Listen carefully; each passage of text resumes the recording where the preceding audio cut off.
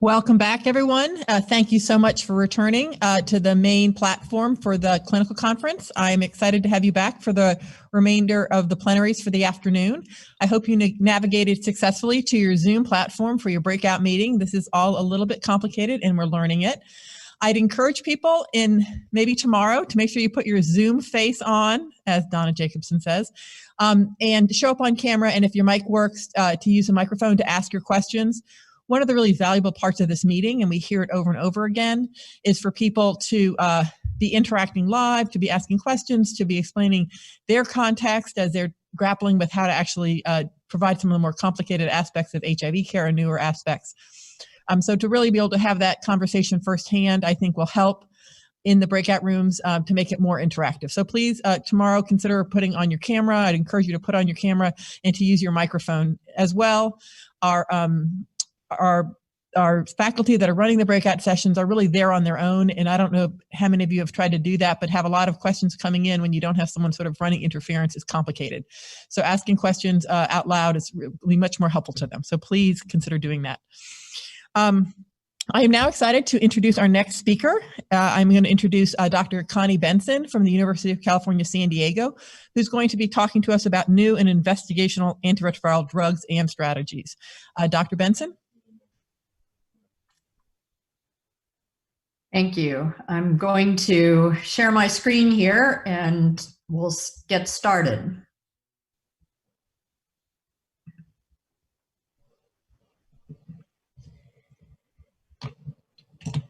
And so, always a little complicated. So, thank you, everybody. I want to thank the organizers of the conference today for allowing me to speak to you. I'm going to be talking to you today on new antiretroviral drugs in development and novel ART regimens.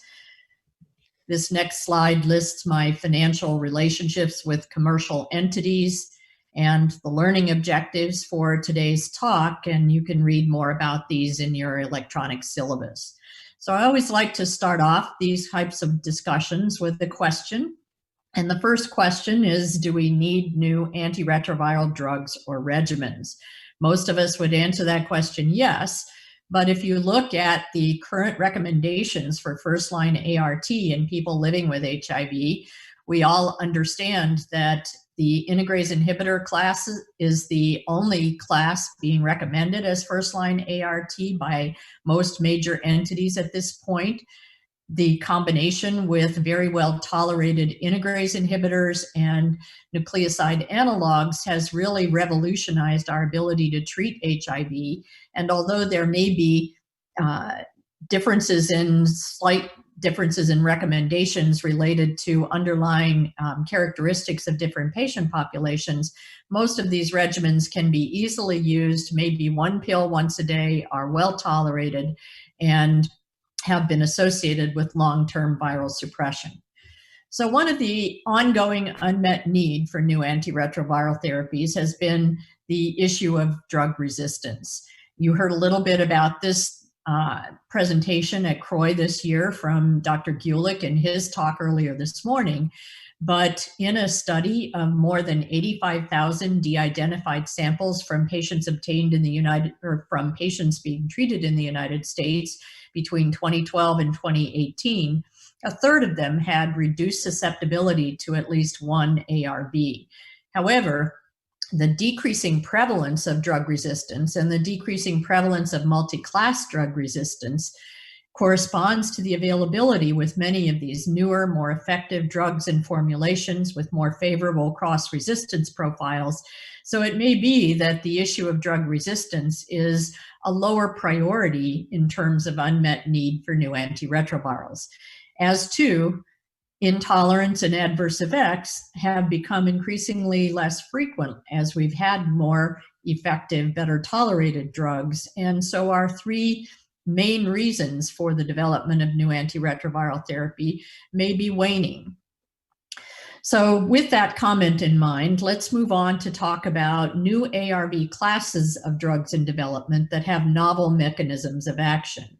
You also heard a little bit about this compound in Dr. Gulick's talk, but Lenacapavir, or GS6207, is a novel first-in-class capsid inhibitor drug.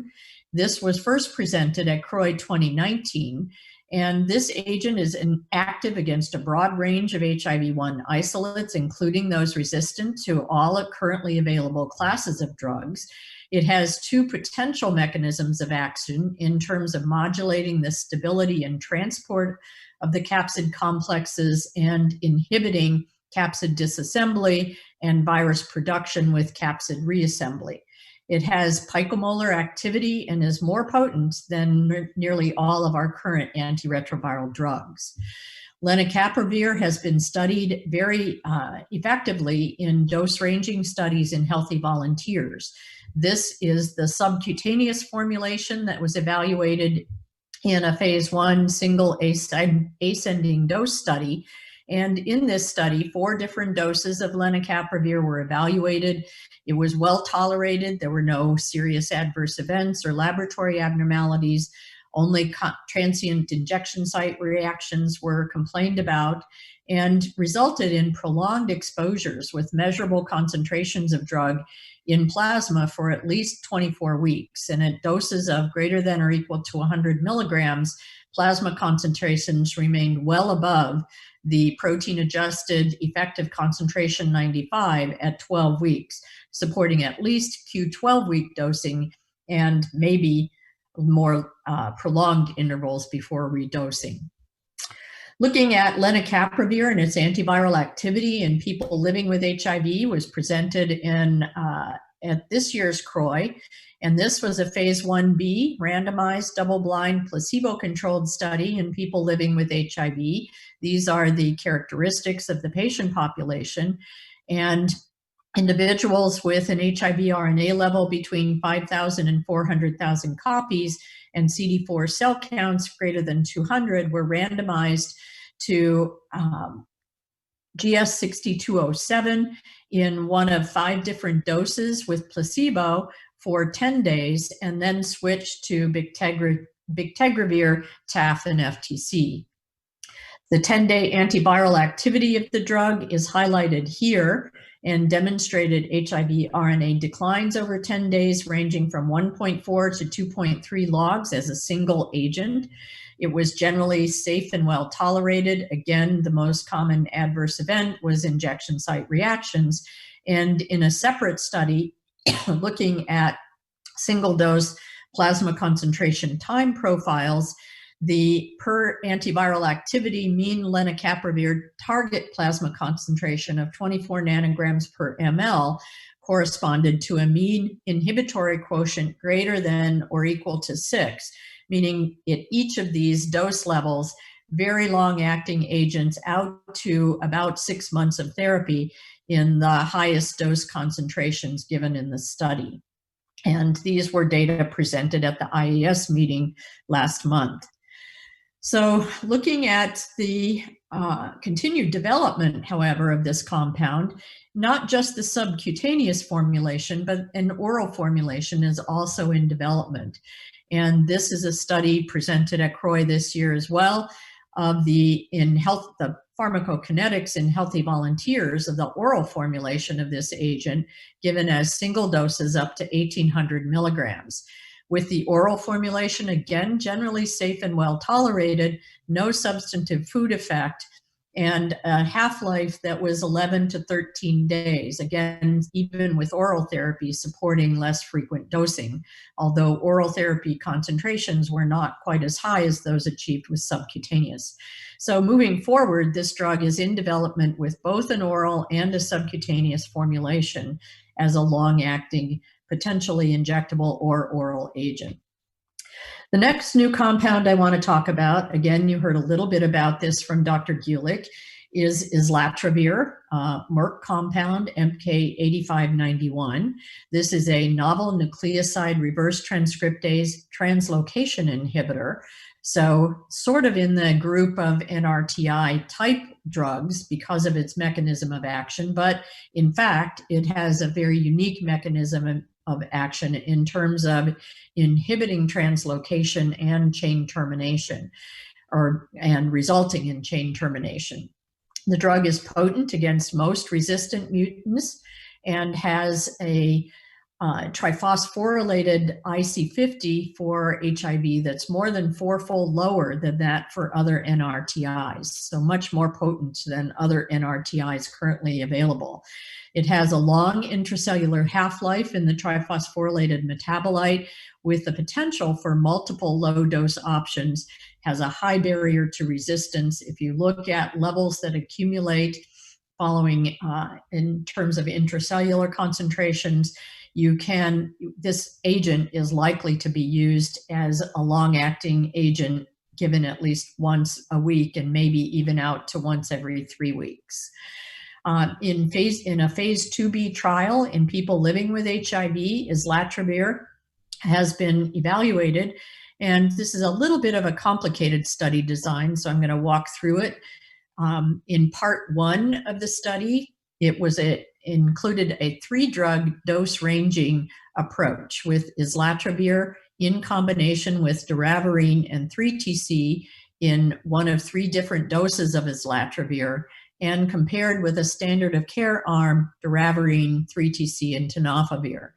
And at the end of week 24, patients were then switched to the part 2 of this trial, which again was dose ranging, but this time with only 2 drugs, meaning the 3-TC was dropped in the Islatravir arms. So one of 3 different doses of Islatravir were continued in combination with Doravirine, and again, the standard of care arm, Doravirine, 3-TC, and Tenofovir.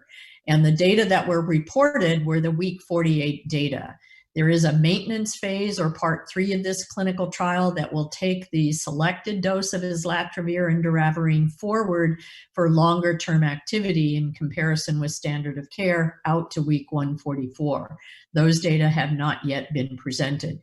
But again, presented at the IAS conference this year, Islatravir plus Doravirine was potent, simple 2-drug regimen. It had activity that was similar to Doravirine, 3-TC, and Tenofovir, but a long intracellular half-life. And you can see here the proportion of individuals who were fully suppressed and the proportion who had virologic non-response were similar across all of the arms.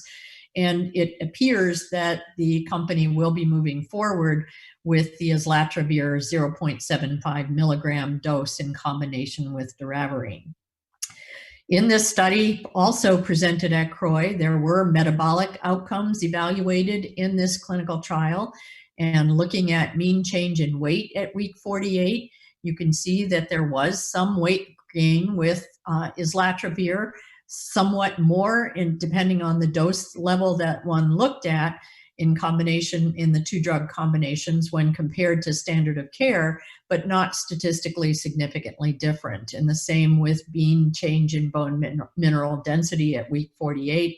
This is a little bit of a complicated slide looking at fasting metabolic parameters, but just to summarize, there was minimal effect on body composition, metabolic parameters demonstrated with the Islatravir Doravirine 2-drug arm, and support the ongoing development of this in the phase 3 clinical trials that are now ongoing.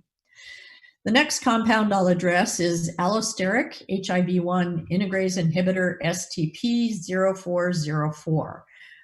This is an integrase inhibitor, but with a completely new mechanism of action from the currently available INSTIs. It targets the LEGF P75 binding site of the viral integrase and interferes with integrase viral RNA interactions, causing a mislocalization. So completely different mechanism of action than currently available INSTIs. It is active against Rilpivirine resistant strains. It suppresses HIV rebound in latently infected T-cell reservoirs in cell lines and animal models. Animal models have demonstrated no toxicity issues, and development of a long-acting oral and intramuscular or subcutaneous formulation is currently in development, with phase clinical trials being implemented at this point. The next novel compound I'll highlight is a VPU inhibitor called BIT225, another very interesting compound. VPU, if you recall from your biology of HIV, is an HIV-1 encoded membrane protein with regulatory functions that enhance HIV replication fitness and also promote innate immune evasion in multiple different cell types. So the interesting component of this compound is that it can both inhibit HIV-1 replication in vitro and can also promote innate immune responses. In a randomized clinical trial presented at CROI this year, two different doses of BIT225 were compared to placebo and added to antiretroviral therapy in a small number of treatment-naive people living with HIV who were starting therapy. At a 12-week endpoint, and again, this study is not completed yet, but a 12-week endpoint showing plasma HIV RNA levels declined similarly across all cohorts. Significant changes were noted in multiple immune markers compared with placebo, and in particular, activated macrophages were significantly reduced in the 200 milligram BIT225 cohort compared to ART alone, and there were significant increases in activated CD8, CD4, and NK cells in the BIT225 cohort compared with placebo. The authors' conclusions for this study was that the unique stimulation of multiple components of the innate immune system, as I've highlighted here, coupled with the suppression of HIV replication, may induce changes to the immune system similar to those observed in long-term non-progressors, and that the immune modulating effects of this compound may improve HIV-1-induced immune activation and its long-term consequences when used as part of an antiretroviral therapy regimen. Obviously, this remains to be established in other clinical trials. I'm going to finish this portion of the novel agents discussion by talking just briefly about broadly neutralizing antibodies, or bNAbs, for treatment of HIV. There are naturally occurring bNAbs that have long half-lives ranging from 2 to 3 weeks. When administered alone in healthy volunteers and people living with HIV, you can see lower viral loads by about 1.5 logs, but resistance to a single bNAb appears to develop reasonably quickly. However, in combination, bNAbs can maintain viral suppression for the short term in studies done to date. They may also be able to trigger immune function in latently infected cells and help to clear those latently infected cells. Combinations of multispecific bNAbs are a promising approach for antiretroviral therapy, and we've just launched a first-in-man clinical trial using a trispecific bNAb, SAR 441236, which combines 3 HIV-1 envelope specificities in one antibody. This has been demonstrated to have potent and broad HIV-1 neutralization in vitro and protection from challenges in primate studies. And we hope to see results from these compounds coming out in the near future.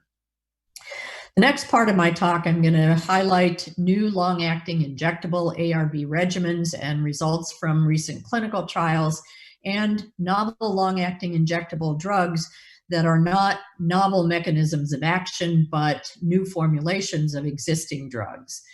So the first of these, many of you are very familiar with these studies by now, the Cabotegravir and Rilpivirine long-acting studies. The ATLAS-2M study was presented its final week 96 endpoint at CROI this year. In the phase 3 randomized trial, patients who graduated from the initial ATLAS phase 3 study of Cabotegravir and Rilpivirine LA given every 4 weeks by injection compared with standard of care, those individuals rolled over into ATLAS-2M, were randomized 1-to-1 to receive an oral lead-in phase of oral Cabotegravir and Rilpivirine, except for those who had already been on the long-acting therapy for 4 weeks. and then randomized to 2 different maintenance phases, every 8 weeks cabotegravir, rilpivirine, or every 4 weeks cabotegravir and rilpivirine. The primary endpoint was at week 48, and follow-up is continued through week 96, and an extension phase that is optional will continue thereafter. These are the baseline characteristics for the population. They were well matched across all of these characteristics with a reasonable representation of women and people of color in the study. The initial week 48 virologic outcomes in snapshot demonstrated non-inferiority for the primary endpoint of suppression at week 48, and the Q8 week was non-inferior to the Q4 week IM administration for the primary endpoint. Similarly, for all of the key secondary endpoints, the Q8 week demonstrated non-inferiority to Q4 weeks given as an intramuscular injection with virtually the same levels of virologic non-response, virologic success, and no virologic data available. Conclusions by the authors were that both the Q8 week and the Q4 week dosing regimens were highly effective, were non-inferior, had good confirmed virologic failures, were low overall, similar in both arms, and maintenance of suppression was extremely high for both groups. The drug was well tolerated, or regimen was well tolerated, had comparable safety profile in both arms, with injection site reactions being mostly grade 1 or 2, mild and moderate, with a median duration of 3 days. Interestingly, the every 8-week dose was preferred over the oral dosing and over the Q4 week dosing by the majority of patients in the trial. And how this will translate into clinical practice remains to be seen. The other long-acting cabotegravir rilpivirine study that was reported were the week 96 results of the FLAIR study. And this was a phase 3 randomized clinical trial looking at IM cabotegravir and rilpivirine LA compared to dolutegravir, abacavir, and 3TC in previously treatment-naive individuals. You can see here that during the screening phase, treatment-naive individuals who fit these inclusion criteria underwent an induction phase where they all received dolutegravir, abacavir, and 3TC for 20 weeks, and then were randomized to continue in the maintenance phase with either dolutegravir, abacavir, and 3TC, or switch to a 4-week lead-in phase of oral cabotegravir and rilpivirine, and then switch to monthly injections of cabotegravir and rilpivirine LA. And data from the week 96 endpoint were reported at CROI this year. And the week 96 results showed plasma concentrations that were comparable to those achieved during oral therapy, no virologic failures in the long-acting arm. The majority of injection site reactions, again, were grade 1 and 2, with most resolved before 7 days, and treatment satisfaction was high. And you can see here that the week 96 virologic responses in terms of virologic success, virologic non-response, and no virologic data all indicated that this was non-inferior. The injectable agents were non-inferior to dolutegravir, abacavir, and 3TC in all categories of endpoints assessed. So again, demonstrating the utility of this regimen. So there have been a lot of questions about what happens to the pharmacokinetics after one stops the long-acting agents. This was a study presented at CROI 2020 in which PK sampling was obtained at weeks 1, 3, 6, 9, and 12 months after the final long-acting cabotegravir rilpivirine intramuscular injection. These patients had been formally enrolled in the LATTE-2 and ATLAS trials, and following discontinuation of the LA long-acting injectable regimens, one could find detectable drug for both cabotegravir and rilpivirine in plasma for up to 1 year. When evaluating whether alternative ART regimen selections were limited by the PK, however, the pharmacokinetics of the availability of levels in with these agents suggest that while they may be inhibitors of certain metabolizing enzymes or inducers of certain metabolizing enzymes, the concentrations that persisted over time were insufficient to really have a strong limitation on the PK of other drugs, suggesting that other alternative regimens that were used after discontinuing long-acting drugs were unlikely to be affected in a major way. The last couple of drugs I'm going to highlight here are long-acting nanoformulations of already existing drugs. And this one is tenofovir. It has been manipulated and modified to create a formulation that is long-acting in a nanoformulation lipid nanocrystal manner. And when given to Sprague Dawley rats, looking at the PK of the diphosphate concentrations measured in plasma, blood, multiple cell types, and peripheral blood mononuclear cells, as represented in all of these slides, there were measurable levels that were sustained in concentrations that extended the half-life of tenofovir, improved its potency, and sustained those things for 28 days at half the dose that TAF is normally administered. So suggesting that if this proves in clinical trials to be an effective approach to creating a nanoformulation, this version of tenofovir may actually improve on the potency and perhaps the tolerability of TAF. And then the last long-acting injectable drug in development is another potent NNRTI.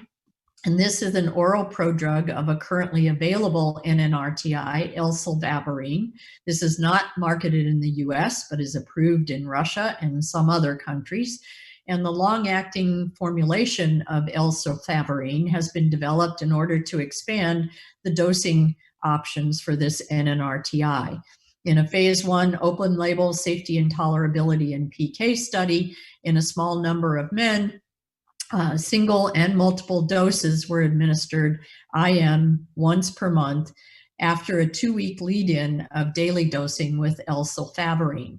This study reported at CROI this year showed that single monthly injections with various doses of the drug achieved a median trough above the target threshold for anywhere from 21 to 35 days, and consecutive monthly injections maintained those target levels for 4 to 5 weeks with some drug accumulation in plasma.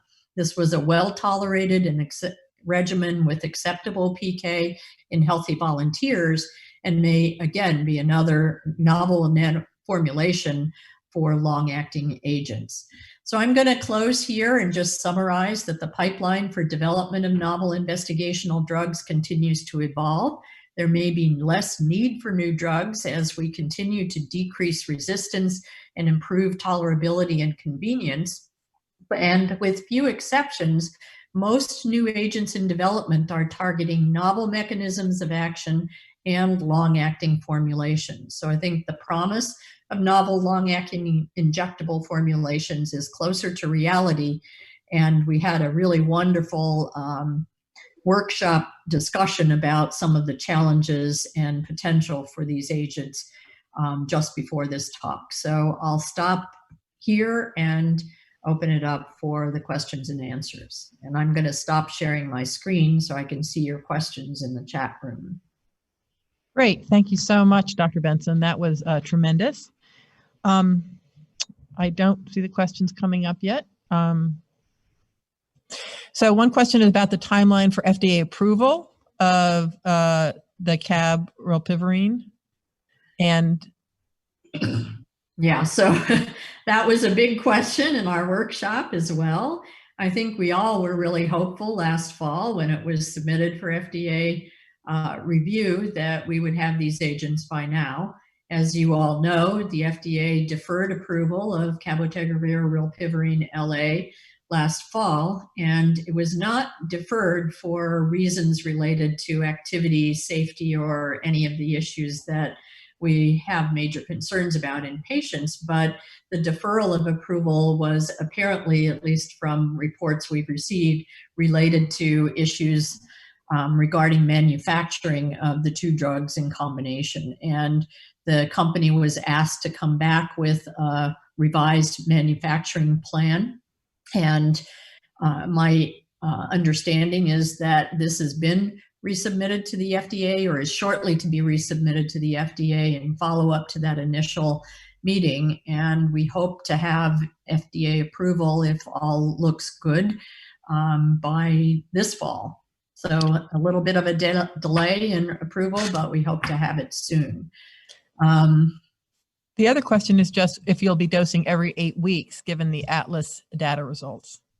I was actually fairly encouraged by the Atlas 2M results. I think obviously this was a specialized patient population that was already tolerating Cabotegravir and Rilpivirine, was already fully suppressed. But given those two caveats, there clearly was very little difference in the every 4-week and every 8-week dosing regimens. And the results, at least out to week 48, certainly looked very similar. I think I would be comfortable.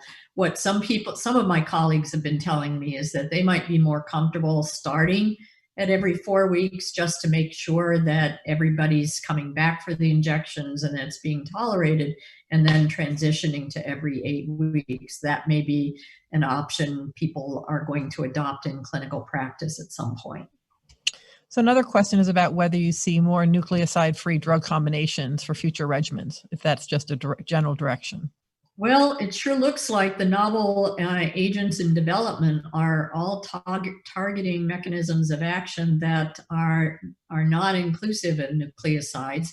And whether they need to be combined with nucleosides, many of the early ones with novel mechanisms of action, we don't know the answer to that yet. But certainly if the results we're seeing from clinical trials with Cabotegravir and Rilpivirine play out in the near future, that's going to become a really important standard for us to look at. With other two-drug combinations, we're starting to see more NNRTI integrase inhibitor combinations. I think we will see fewer nucleoside analog-based backbones in future regimens. And are there any metabolic data about the long-acting injectables? So that came up a lot in our workshop as well. And I think there were sort of two comments that many of our colleagues made in the workshop. One is that Cabotegravir in general has had a lower profile in terms of weight gain in comparison to dolutegravir, but those are the only two comparisons that have been made thus far. In the clinical trials, there wasn't a statistically significant across the board weight gain with the long-acting injectable, but also keeping in mind that there is no TAF or tenofovir in the Cab, Rilpivirine, LA injectables. And as we're starting to see from some of the weight gain trials, TAF may be a contributor to weight gain, at least in some instances. So not clear how that's all going to play out. But in terms of other metabolic complications, this combination looks similar to other integrase inhibitor-based regimens in terms of BMI, in terms of certainly bone mineral density shouldn't be a problem, and in terms of lipid levels. So in terms of these long-acting injectables with the Cab, Rilpivirine, is that always going to have the oral lead-in? Is that sort of part of all of these studies in terms of even thinking about FDA might approve? Yeah, I think we're going to be stuck with that, at least in the short term. There have not been studies to date. You can get a little bit of a feel of this from the Atlas 2M because people coming into that trial were already fully suppressed for a prolonged period of time. But even in that setting, they transitioned to an oral lead-in phase before moving on to the injectable. I think the concern with the oral lead-in phase, even if people are fully suppressed, is that you don't know when you're starting off with the injectable whether they're going to tolerate Cabotegravir and Rilpivirine together. And the oral lead-in is not so much to assure that they have viral suppression, but to assure that they're tolerating both drugs in the combination. What you don't want to do is get into a situation where you've given somebody an injection that may hang around for a long period of time, and they're suddenly have a hypersensitivity reaction or another intolerable side effect, and then they've got the drug in place for a long period of time. So you want to have some lead-in to know that people are going to tolerate the two drugs before moving to those long-acting injectable regimens. So I think coming on to that related, so were people on PPIs excluded from Atlas 2 because there's this oral lead-in phase? You know, I can't remember that specifically. I didn't concentrate on looking at all of the different inclusion and exclusion criteria. So I'd have to go and look that up. I can't answer that question. It's just, yeah, I guess the issue I guess they were getting at is just complicated. If you have to have this oral lead-in phase, and you might be excluded from a medication you're taking that you can't take orally, and you could probably take injected, right? So it's a little complicated there. Yeah, it becomes complicated. And so these newer drugs, are they going to be geared towards clients who have resistance to other drugs, or clients or virally suppressed clients who might want like a longer acting, sort of 6-month injectable, for example? Yeah. Where do you see that they're really being targeted? Well, I think we actually had a pretty interesting discussion in our workshop, and I'm sure some of you all in the audience have thoughts about this, but with the data from HPTN-083 looking at long-acting Cabotegravir alone given intramuscularly, that was superior to tenofovir and FTC for PrEP, and a lot of people on our previous workshop were excited about the potential for using these in PrEP. And so that would be one clear type of client that you would be thinking about. And then you might target people who have resistance to other drugs, but it certainly has been studied extensively in treatment-naive populations as well. And I think treatment-naive, virally suppressed patient populations are also going to be reasonable clients to consider for long-acting injectables. And I think it's going to be a decision between your patients and your providers and their providers in terms of what's going to be acceptable. Seemed like in the group who was in our workshop, there was a lot of excitement among patients in all groups. People were having trouble with pill fatigue, people who were having trouble with tolerating some of their current regimens, people who even had a discussion about stigma, which I found very interesting. Some of our colleagues talked about patients who feel stigmatized by taking a daily pill, having to pull out that pill bottle, having a daily reminder that they have to take this medicine, or living with someone who may not know they're taking an oral medication. Being able to come into clinic once every 8 weeks and get an injection may take away some stigma. Others thought it might lead to more stigma, but I think that's something that remains to be established. So I think, just to answer the question, I know that I've been long-winded, but I think there is potential for nearly every population of patients that we deal with in a clinical setting to be considered for these long-acting injectable agents. And it just depends on how you think about them. Great. Thank you very much. That was very exciting. Thank you, Dr. Benson. It is now my pleasure to introduce Dr. Michael Sagg from UAB. He is going to be moderating one of our most popular sessions at this conference from year to year, Treating HIV in 2020, Interactive Cases from Clinicians and a Panel. So I'll turn it over now to Dr. Michael Sagg.